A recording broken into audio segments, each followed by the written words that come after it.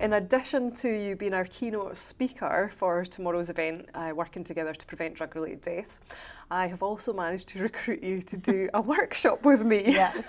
And the workshop is looking at the specific role of nurses working in harm reduction. So my background's in mental health nursing. I previously worked in a drug treatment service, so it's really interesting to me. And obviously I've been travelling around Scotland, having loads of conversations with nurses that work across the country who are working in drug treatment services. And I guess some of my concerns are around nurses not really being able to deliver a lot of the things that they were trained to do in drug services, and quite often ending up where they're in situations where they put on a clinic for the day, for instance, and then people are expected to come to them in their clinics, and quite a high rates of people not attending appointments. So I'm really keen to look at how we address what the nursing role is in Scotland and how we can improve the nursing role to make it much better for nurses, but ultimately much better for the people who are actually accessing the services. So what kind of things have you done in Canada with the nurses' role, and what's been your involvement with that? Yeah, well, I mean, harm reduction nursing has been around for a long time. I feel like a lot of nurses in Canada have pioneered some of the harm reduction approaches that people use today. But like up until very recently, we hadn't organized like formally to like work together, share knowledge and all of that. So part of forming a Harm Reduction Nurses Association was also trying to get that going, because there's really great knowledge on the ground and great initiatives, but really we're not talking and exchanging, I think, like we should. So that's one thing that we're really trying to get going in Canada. The one thing that I think nurses are doing really well is outreach nursing. Yeah. So if you look even back in the 80s, like nurses were, you know, walking around in the downtown east side of Vancouver with, you know, their bags, you know, with street nurse on it, and providing the care on the street, as opposed to waiting for people to come to a clinic. And I think the version that I'll speak to a bit more during the workshop is like Outreach 2.0 that we're seeing right now, which is really these fantastic mobile units that are being created to really bring the care to people, and people also receiving like more comprehensive care on the street than when you're just forced, you know, to walk around with a bag. So with a mobile unit, you have a lot more flexibility, and people can also use drugs under the supervision of a nurse in the mobile clinic as well. They have a bed for doing physical exams, testing, STI testing, doing some pregnancy testing, treatment with antibiotics, for example, doing harm reduction education, safer injection education, referrals, things like that. But really bringing the clinic with you as opposed to waiting for people to come is the best way to go, especially when you're dealing with a population that's a bit spread around, but also that have competing priorities in their day, and coming to a clinic might not be their top one if they're in survival mode and trying to gather money and food and go to a shelter for different services, and then, you know, your clinic might not be their top priority. But if you go to them, they actually are very much interested in receiving the service. They just can't get to you sometimes. So I recently watched the Bevel Up DVD from Canada, and saw what you were talking about there, with the nurses just out on the street with their bags, walking around to where they knew that people were around in the streets, but also going into hostels and stuff. And for me, like, I was absolutely amazed by the work that was happening there, and really think that that is something that we could be doing more of here. There are some pockets of outreach nursing, but it's not something that's delivered as standard here. So I guess for me, what I noticed with watching that Bevel Up DVD was the different relationships that nurses were able to have with people, because quite often what happens here is nurses are seen as the people who monitor someone's methadone prescription.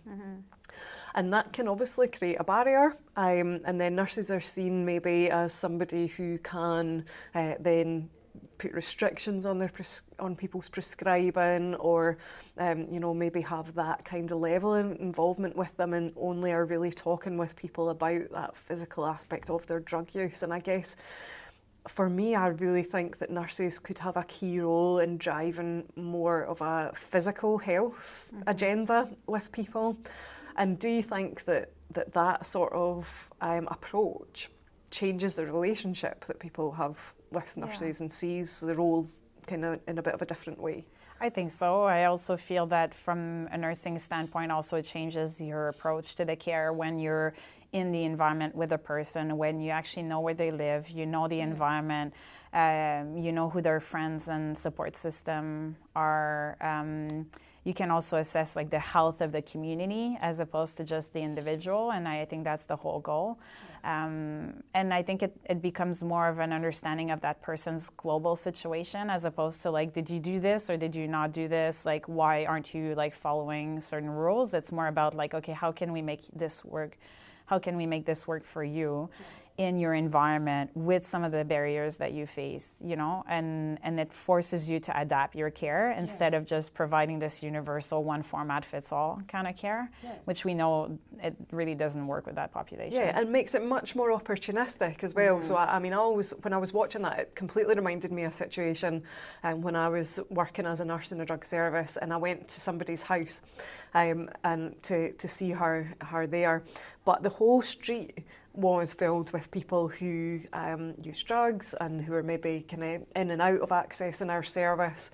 And when I came out of her house, somebody from the house next door gave me a shout, and it wasn't somebody that I was due to see as part of my clinic, but it gave me the opportunity to then engage with more and more people. And I think that sort of way of working, it's just, you would reach so many more people from doing that. You see people who are not accessing the service that you could have a chat with and build a bit of a relationship with, and maybe get them some support or treatment if that's what they were looking for.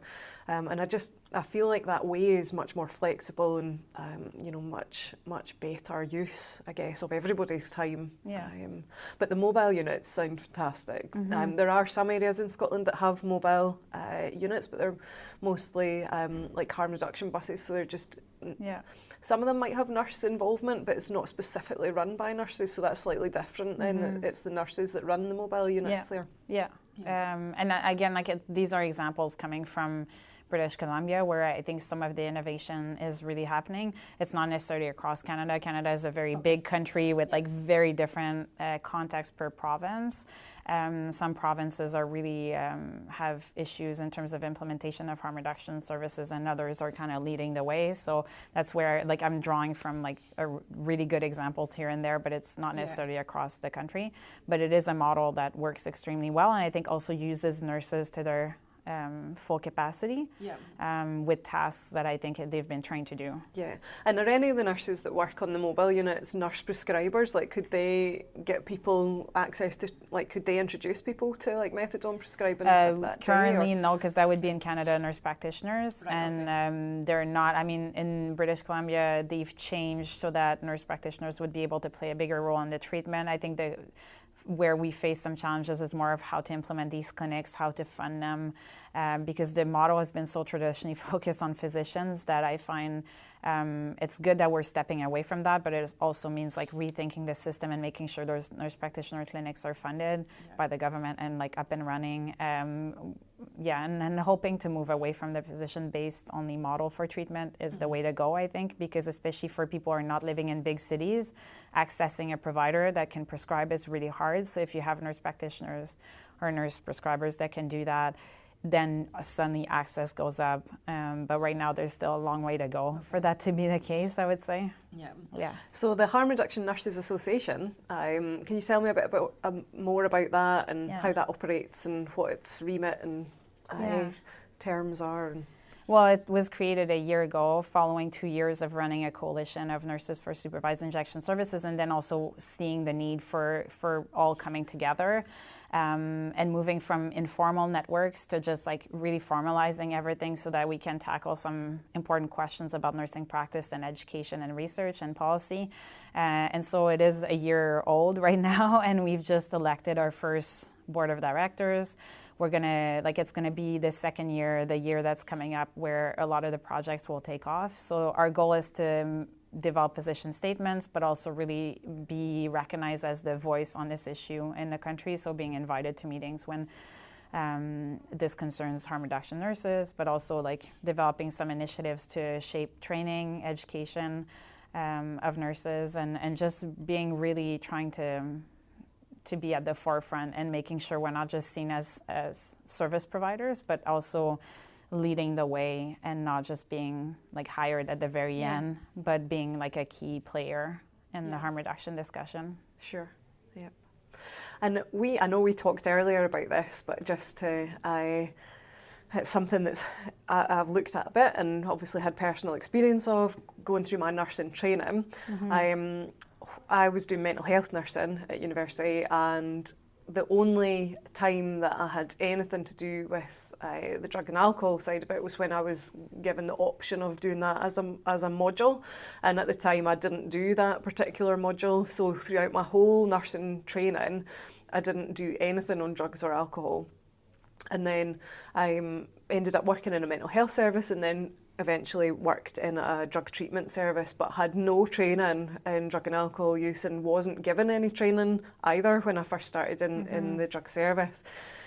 Is it similar in Canada, the university side? Is there a lot of training that goes in? Do you think that nurses are properly equipped to be working with people who use drugs once they are qualified as a nurse? Or what's your thoughts? Well, the answer is no, we're not prepared, and no, we're not really qualified. Like the reality is that there's nothing that requires like this content to be covered in nursing education. So if it is covered, it's maybe because your professor is interested in the topic, or you're lucky to have a clinical placement somewhere, but it shouldn't be the case. It should be that we have some core competencies that really future nurses should demonstrate in order to be competent, ethical, and compassionate nurses.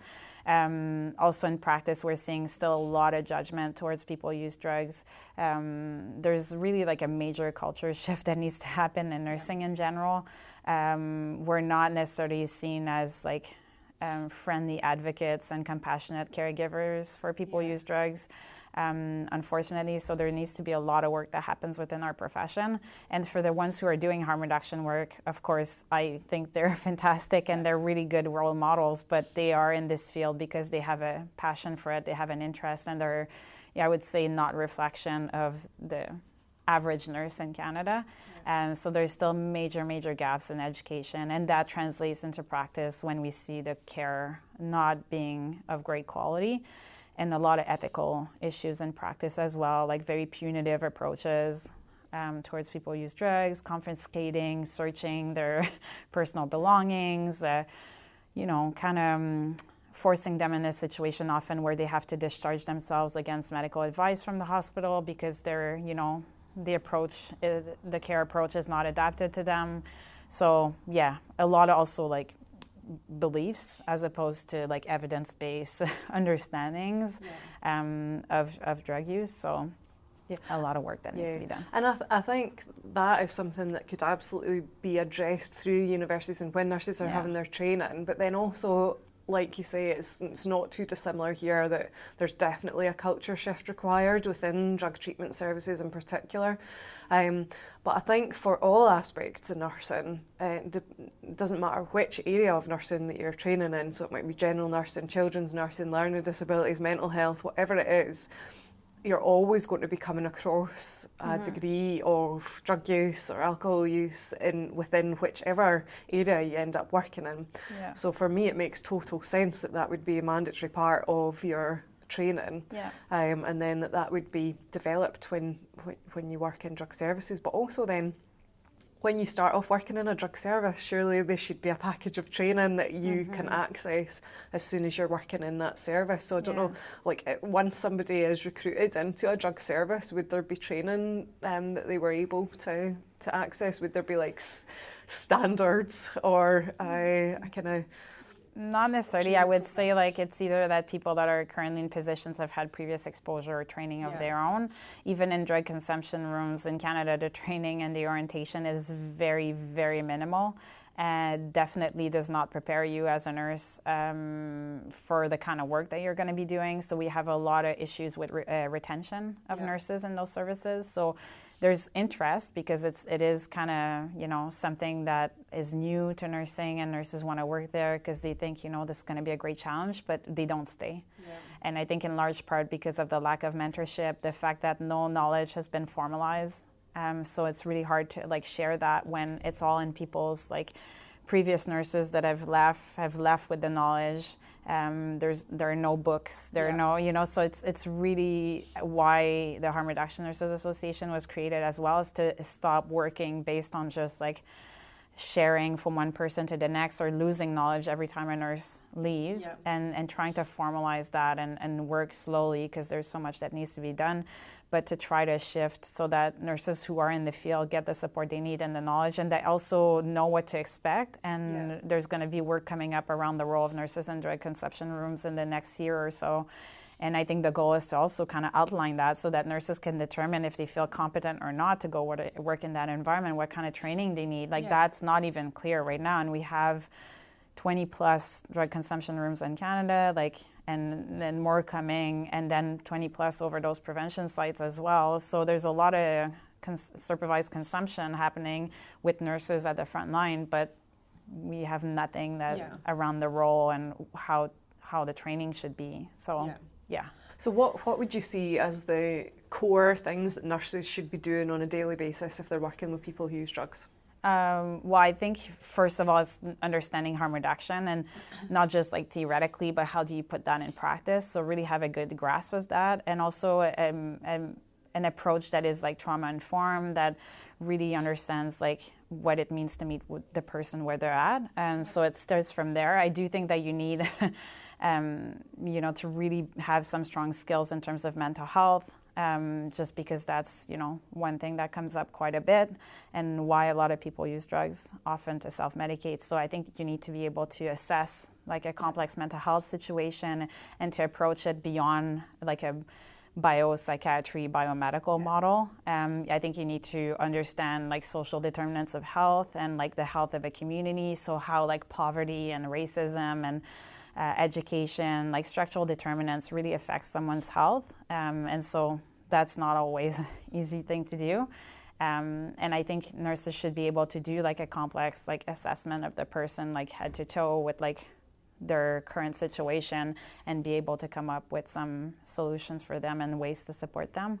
And so I think that would be kind of generally speaking what someone should be able to do. Yeah, and on straightforward practical terms, so nurses should be doing things like provision of sterile injecting equipment, blood spot testing for bloodborne viruses, immunization, wound care. Yeah, for sure. Wound care is like a big one. I would say also safer injection education. So often like really assessing the person's knowledge and what they need to learn at that moment to do some safer injection. Yeah, because that can often cause a problem or two in drug treatment services, because particularly if the nurses are the ones that are seen as monitoring a methadone prescription, then people may not feel comfortable with them talking about safer injecting techniques, because then it implies that they're still using drugs, and even if the nurse is well aware that they are, they'll be concerned about what happens to their prescription if they